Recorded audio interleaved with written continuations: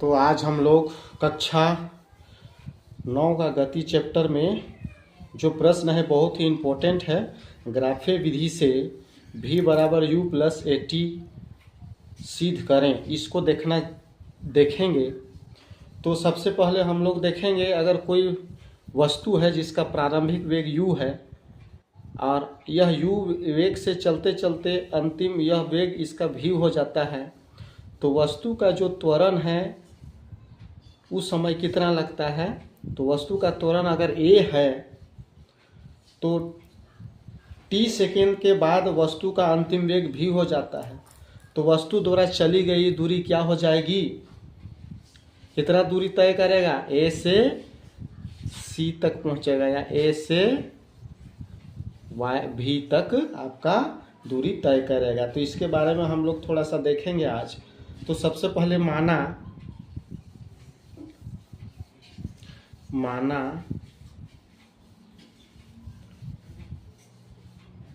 वस्तु का प्रारंभिक वेग u है तथा एक समान त्वरण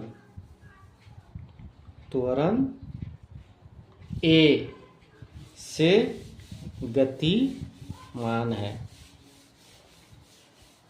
तो प्रारंभिक वेग u है और एक समान त्वरण a से गतिमान। एक समान त्वरण, तो एक समान त्वरण चलेगा तो समान त्वरण किसको कहेंगे, समान समय अंतराल में समान दूरी तय करना। तो आगे हम लोग देखेंगे t समय में, t सेकेंड में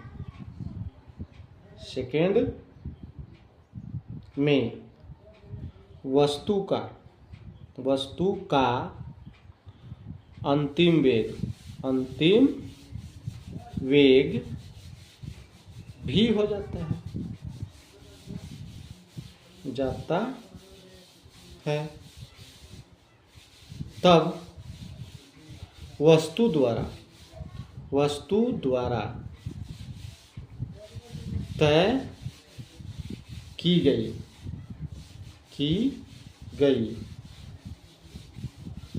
दूरी s है।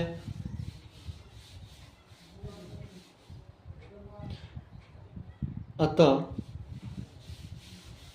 वस्तु का वेग समय ग्राफ एक सरल रेखा होगी।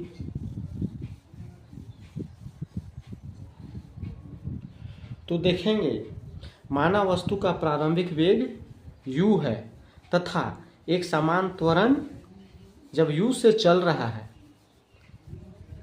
तो यह कितना त्वरण उत्पन्न करता है, a त्वरण। हम लोग का त्वरण यहाँ एक समान त्वरण से अगर चल रहा है कोई वस्तु, इस तरह से गति यहाँ से यहाँ गति कर रहा है, तो ये आपका त्वरण होगा, ये वाला हिस्सा त्वरण होगा। t समय में, यहाँ समय दिया गया है, इसको t मानेंगे, t ये t तो ये भी t होगी। तो t सेकेंड में वस्तु का अंतिम वेग क्या हो जाता है, u से v हो जाता है। तो यहाँ से यहाँ तक पहुँचने में कितना दूरी तय करेगा, तो यहाँ इसके समांतर e है, s दूरी तय करेगा, s दूरी तय करती है। अतः वस्तु का वेग समय ग्राफ एक सरल रेखा हो, तो वेग समय ग्राफ एक यहाँ से यहाँ एक सरल रेखा होगा। तो देखेंगे वस्तु u से चलते हुए v तक पहुँचा, तो इसके लिए इसके समांतर एक रेखा खींचते हैं, तो यहाँ 90 डिग्री का एंगल बनता है। अगर ग्राफ का ढाल ये AB है, सरल रेखा है, तो ये आपका अगर ये 90 डिग्री है, तो इसको पाने के लिए हम लोग क्या करेंगे, ये तो कर्ण है और ये लंब है, ये आधार है। तो कर्ण पाने के लिए ये लंब और आधार को लेके हम कर सकते हैं। तो देखेंगे सबसे पहले, इसलिए त्वरण जो है त्वरण जो ये ग्राफ का जो ढाल है वो तो त्वरण कहलाएगा, जो एक समान त्वरण है। ये ग्राफ ए बी की ढाल होगी।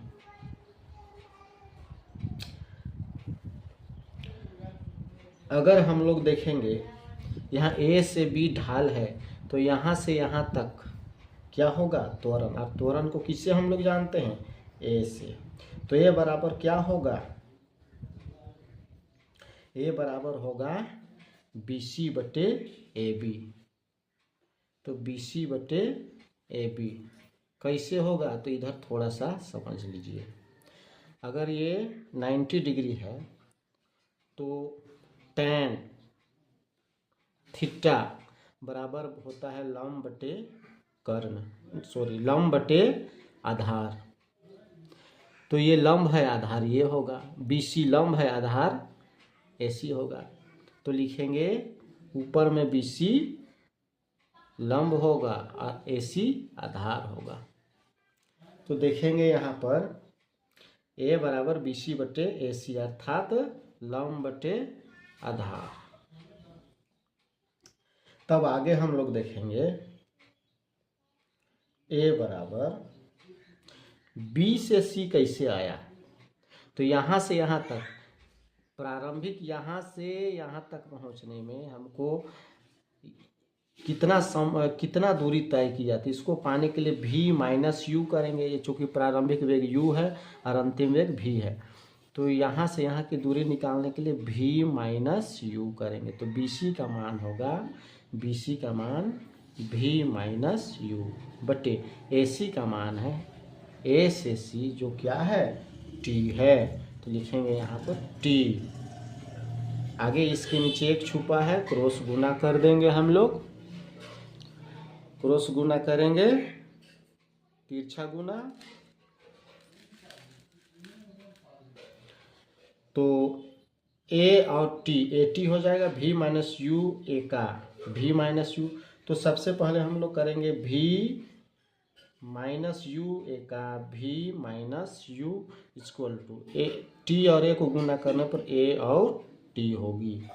अगर V को हम लोग अपने साइड में रखते हैं और ये माइनस यू उधर जाकर क्या हो जाएगा, प्लस यू इक्वल टू अपने साइड में A और T है, तो यहाँ पर खुद ये प्लस है तो प्लस AT करेंगे। तो इस तरह से जो है हम लोग कह सकते हैं कि V बराबर U प्लस AT सिद्ध हुआ।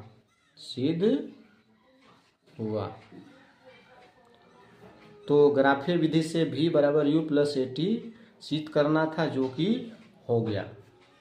तो इस तरह से आप लोग ध्यान से देखिएगा तो आप लोग को समझ में आ जाएगा। इस तरह से अगर अच्छा लगा तो ज़रूर लाइक, सब्सक्राइब और बेल आइकन को दबा दीजिएगा। Thank you.